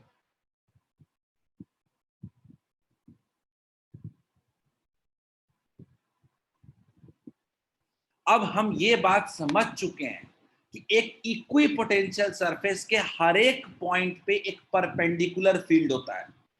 परपेंडिकुलर फील्ड, कभी भी हॉरिजॉन्टल फील्ड नहीं, परपेंडिकुलर डायरेक्शन में एक फील्ड होता है। उसी हिसाब से अगर तीसरा पॉइंट बात करें तो क्वेश्चन है कि दो इक्वी पोटेंशियल सरफेस कभी इंटरसेक्ट नहीं कर सकते। जेन्युइन सी बात है, अगर मान लीजिए कि दो सरफेस अगर इंटरसेक्ट कर गए तो हमको तो पता है ना कि सरफेस के परपेंडिकुलर में किसी पॉइंट पे एक फील्ड होता है ऐसे, तो क्या एक की वजह से यहाँ पे फील्ड 1 और यहाँ की वजह से फील्ड 2, क्या एक पॉइंट पे फील्ड का दो डायरेक्शन पॉसिबल है क्या? बिल्कुल राघवेंद्र, कह सकते हैं, अभी एग्जांपल दूंगा तुरंत। बिल्कुल राघवेंद्र ने बोला है कि सर क्या स्फेरिकल कंडक्टर को इक्वी पोटेंशियल कह सकते हैं? होता ही है, बिल्कुल होता है, वो तो नॉर्मल फॉर्मूले से भी देख सकते हैं हम लोग। खैर, मैं आपको तीसरे पॉइंट के बारे में बात कर रहा हूं कि दो इक्वी पोटेंशियल सरफेस जैसे ही इंटरसेक्ट करेंगे वैसे ही एक ही पॉइंट पे फील्ड का दो डायरेक्शन हो जाएगा। इज इट पॉसिबल क्या?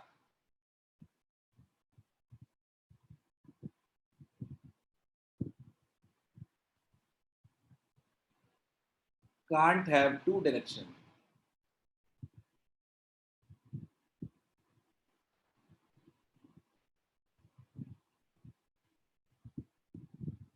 two directions at a point। सब आता है क्वेश्चन में, कहानी बनाने आना चाहिए थोड़ा सा, ये रैंडम नहीं, लॉजिकल कहानी। क्या सबको ये पूरे तीन properties of equi potential surface clear है क्या? ये तीन बेसिक प्रॉपर्टीज है, उसके अलावा हम जो भी बात करेंगे वो बस याद रखो, ये प्रॉपर्टीज नहीं होगा। 3 पॉइंट, तीनों का explanation.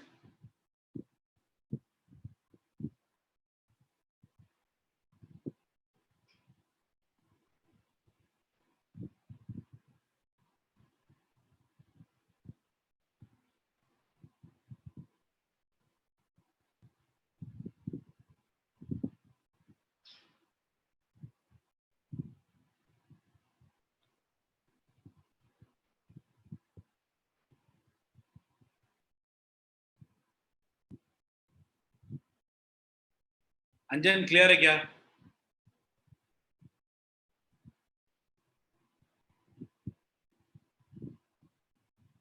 Anjan, is it clear? सिद्धांत,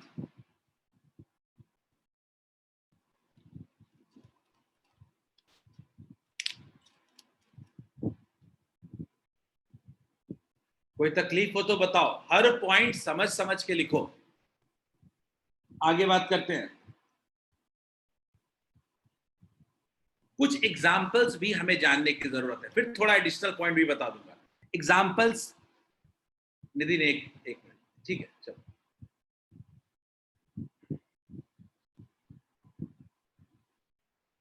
तो जो ऑनलाइन क्लास में चीजें थोड़ी स्लो हो रही हैं, ठीक है, ऑनलाइन क्लास में चीजें थोड़ी स्लो हो रही है बिकॉज आज मैं 15th लेक्चर में हूं,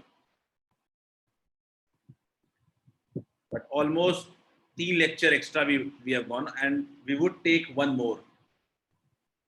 हम एक और लेंगे अगले दिन। हाँ, बट दूसरा चैप्टर भी काफी हद तक खत्म हो गया, बट स्टिल एटलीस्ट 2-3 लेक्चर हमारा पीछे हुआ है सिलेबस।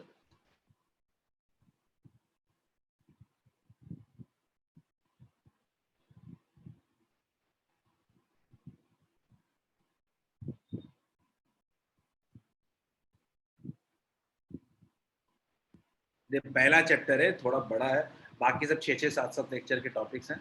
हो गया, चलो एक कुछ एग्जांपल्स देख लेते हैं इक्विपोटेंशियल सर्फेस का, क्योंकि क्या होता है ना कि एग्जांपल्स के बिना समझ में नहीं आएगा। तो मान लीजिए कि हमने एक पॉइंट चार्ज दे दिया है, अगर इसके वजह से मुझे इक्विपोटेंशियल सरफेस कोई बनाने को बोलेगा तो कैसे बनाऊंगा? तो आपको भी पता है, इसके चारों तरफ स्फीयर बना देंगे हम लोग,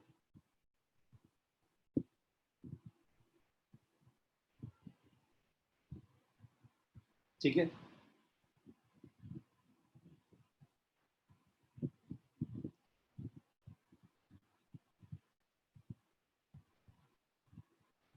ठीक है, आर डिस्टेंस पे हम बात कर रहे हैं एग्जांपल्स ऑफ इक्विपोटेंशियल सरफेस, ठीक है। इक्विपोटेंशियल सरफेस के हम कुछ एग्जांपल्स ले लेते हैं जल्दी से, ठीक है। इक्विपोटेंशियल सरफेस का अगर एग्जांपल ले लें तो हम क्या कह सकते हैं, अगर आर डिस्टेंस पे है तो हम क्या कह सकते हैं, क्यू और आर है तो हम कह सकते हैं पोटेंशियल हम जानते हैं कितना होता है, 1/4 pi epsilon naught Q upon R, 1/4 pi epsilon naught Q upon R. Clear है?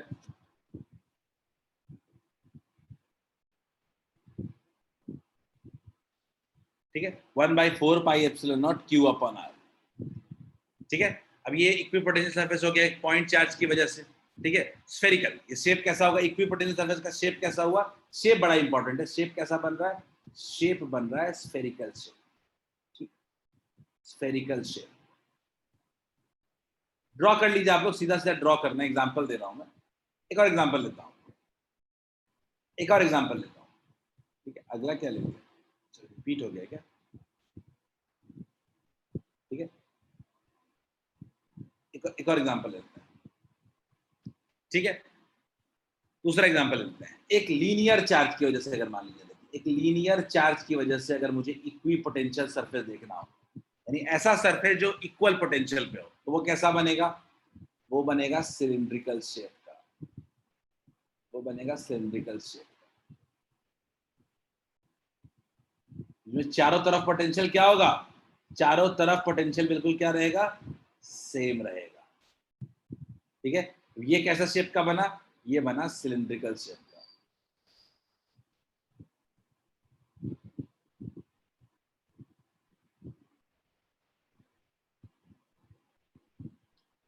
ठीक, एक और देखते हैं, तीसरा एग्जांपल लेते हैं।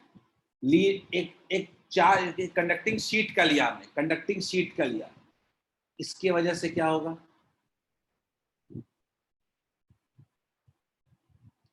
कंडक्टिंग शीट की वजह से अगर देखें तो क्या होता है, फील्ड लाइंस कैसे होते हैं, ऐसे होते हैं, फील्ड कैसे ड्रॉ होता है, ऐसे ड्रॉ होता है, ठीक है। तो इसके वजह से अगर देखें तो इसके वजह से, अगर इसके वजह से मेरा जो मेरा जो बनेगा वो भी कैसा बनेगा, इक्विपोटेंशियल सरफेस, वो भी कुछ ऐसा ही बनेगा, वो भी क्या होगा, कुछ ऐसा ही बनेगा। क्लियर है? तो इक्विपोटेंशियल सरफेस कैसा बनेगा, ये भी प्लेनर सरफेस बनेगा, प्लेनर सरफेस।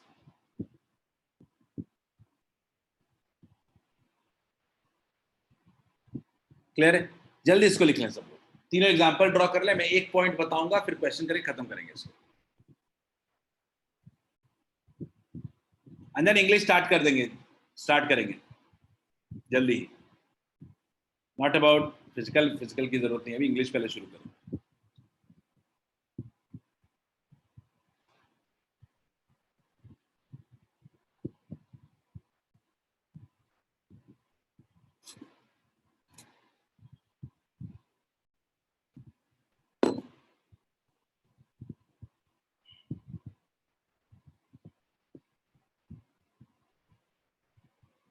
सब लोग अपनी इंग्लिश की बुक्स प्रिपेयर्ड रखो।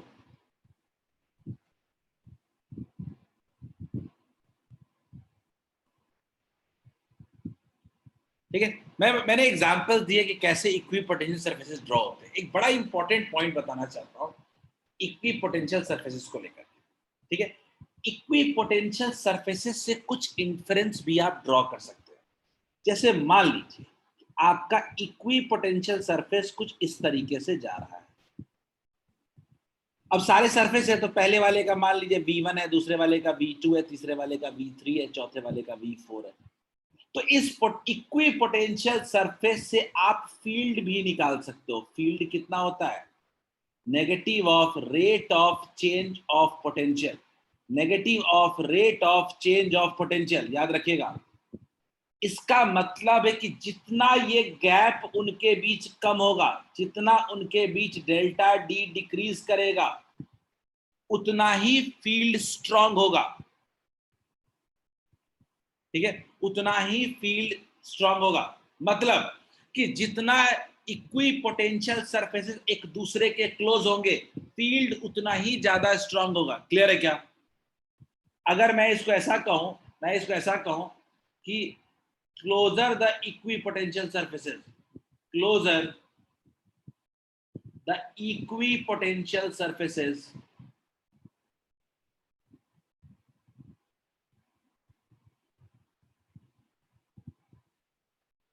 stronger the field। क्लियर है क्या? क्या इक्विपोटेंशियल सरफेस देख करके क्या हम फील्ड कहां स्ट्रॉन्गर कहां वीक है नहीं बता सकते हैं क्या? एक एग्जांपल देता हूं, देखो कैसे आप 1 मिनट में बताओगे। एक एग्जांपल दूंगा, आप तुरंत बता दोगे। आप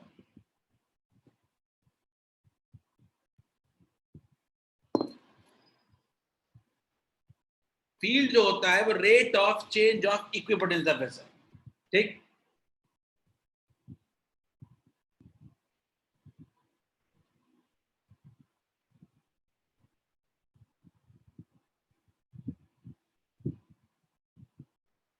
आप इस क्वेश्चन को देखें सब लोग, एक बार इस क्वेश्चन को देख लो सब लोग, आराम से बता सकते हो क्या होने वाला है इस क्वेश्चन में। Go ahead. कुछ कांस्टेंट पोटेंशियल इक्विपोटेंशियल सरफेसेस बनाए गए हैं। बताना है कि वैल्यूज ऑफ इक्विपोटेंशियल भी दिया हुआ है सबका। इलेक्ट्रिक फील्ड कहां ग्रेटेस्ट होगा सब लोग?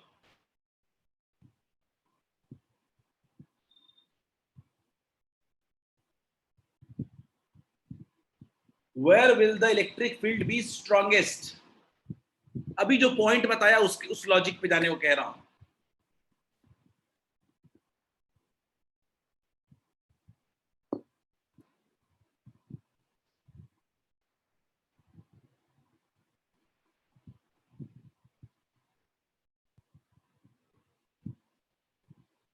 ये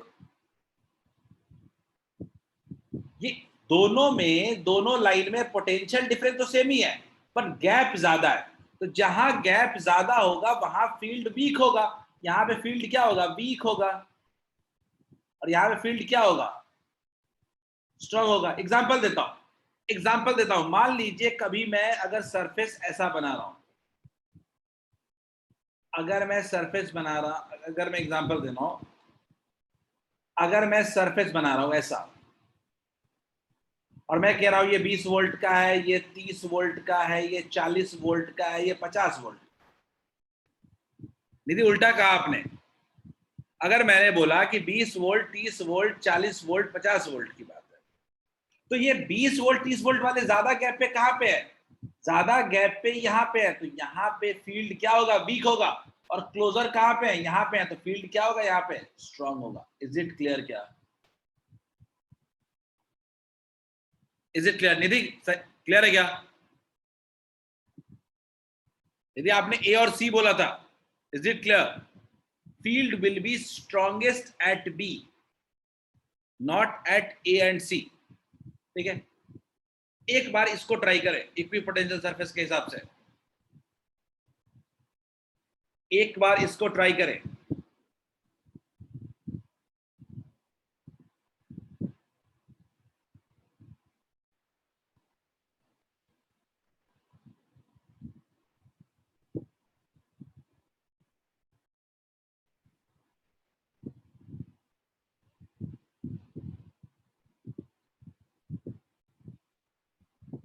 आनंद, इक्वल तो होगा आनंद, लेकिन आपको बताना है, मैग्नीट्यूड बताना है।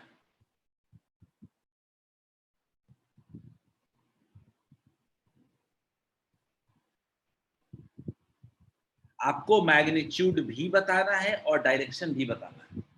देखते हैं कितने लोगों से पता है। Last question of the day है, आज का आखिरी क्वेश्चन है, इसी क्वेश्चन का क्लास को एंड करेंगे। आपको सर इक्विपोटेंशियल सरफेस का क्वेश्चन थोड़ा बहुत मिलेगा आपको मॉड्यूल में भी।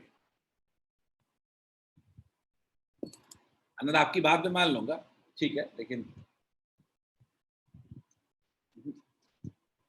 राघवेंद्र ने कहा है 200 वोल्ट पर मीटर, देखना पड़ेगा राघवेंद्र।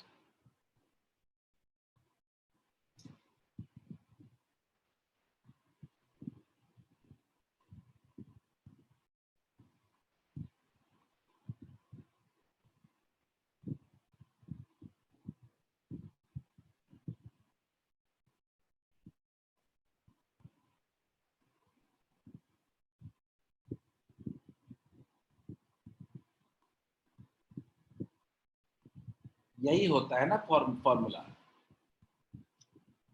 फॉर्मूला तो याद होगा कम से कम।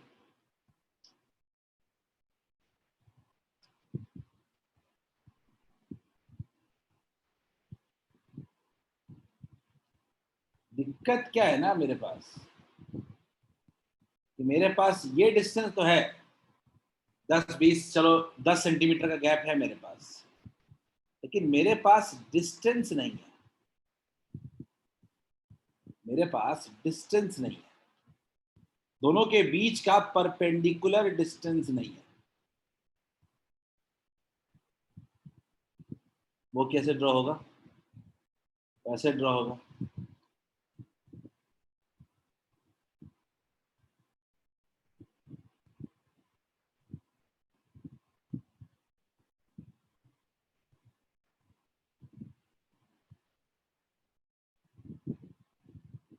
वो क्या होगा, ये 90 डिग्री हो गया, ठीक है। अच्छा, ये 30 डिग्री है, ये 30 डिग्री है, ठीक है। तो 30 डिग्री है, तो ये कितना एंगल हो जाएगा? ये भी तो 90 है, ये एंगल कितना हो जाएगा? 60 डिग्री, ठीक है। अब ये 10 cos 60 क्या होगा? 10 cos 60 ये वाला होगा, 10 cos 60 होगा। तो मैं कह सकता हूं कि जो मेरा परपेंडिकुलर डिस्टेंस आ रहा था, वो क्या आ रहा है? 10 cos 60, यानी कितना आ रहा है? 5 centimetre. Is it clear to all of you? क्या ये क्लियर सब हो गया? तो अगर E इक्वल्स टू कहना हो, तो डिफरेंस इन पोटेंशियल कितना हो रहा है? 10 वोल्ट बाई 5 इंटू 10⁻⁻²। कितना हो जाएगा? बिल्कुल सही था राघवेंद्र, 200 वोल्ट पर मीटर। क्या ये बात सबको समझ में आई क्या? मैंने बोला कि E इक्वल्स टू क्या है? E field equals to difference of potential per unit perpendicular distance, ठीक। पर यूनिट दोनों के बीच का डिस्टेंस। इक्विपोटेंशियल सरफेस अपने को पता था, दिक्कत क्या थी कि उनके बीच का परपेंडिकुलर डिस्टेंस नहीं पता था। क्लियर है क्या? Is it clear to all of you?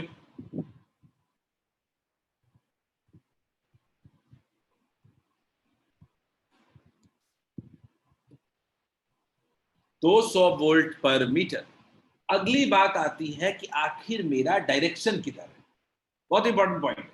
तो पहला तो डायरेक्शन हमेशा डिक्रीजिंग पोटेंशियल के डायरेक्शन में होता है। तो अगर मुझे डायरेक्शन भी बनाना होगा तो मैं तो कुछ ऐसे बनाऊंगा, ऐसे, इस तरफ। सरफेस के क्या होना चाहिए, परपेंडिकुलर होना चाहिए, ठीक है। अगर सरफेस के परपेंडिकुलर होना चाहिए तो मैं क्या कह सकता हूँ, एंगल क्या होना चाहिए, 60 डिग्री के साथ होना चाहिए। यानी अगर मुझसे कोई फील्ड पूछेगा तो मैं फील्ड को लेके कहूंगा कि फील्ड कुछ ऐसे है, making angle 60 degree with the negative x axis, या कह सकते हैं 120 degree with the x axis. Is it clear? क्या सबको समझ में आ गया क्या? फील्ड का डायरेक्शन और फील्ड कैसे इक्वी पोटेंशियल सरफेस से हम लोग निकालेंगे, बोलिए। और इतना आपको भी पता होगा यहाँ पे फील्ड कांस्टेंट है, क्योंकि गैप्स जो है वो डिस्टेंस बिल्कुल क्या है, सेम है। Rate of change of potential बिल्कुल सेम होगा, तो आप कह सकते हो कि यूनिफॉर्म फील्ड है ये। फील्ड जो है वो यूनिफॉर्म है। अगर हमारे इक्वी पोटेंशियल सरफेसेस, अगर rate of change of potential जो है वो सेम है, तो मतलब कि हम कह सकते हैं यूनिफॉर्म इलेक्ट्रिक फील्ड है मेरे पास। आदर्श, रिपीट कर दूं क्या, रिपीट करूं आदर्श?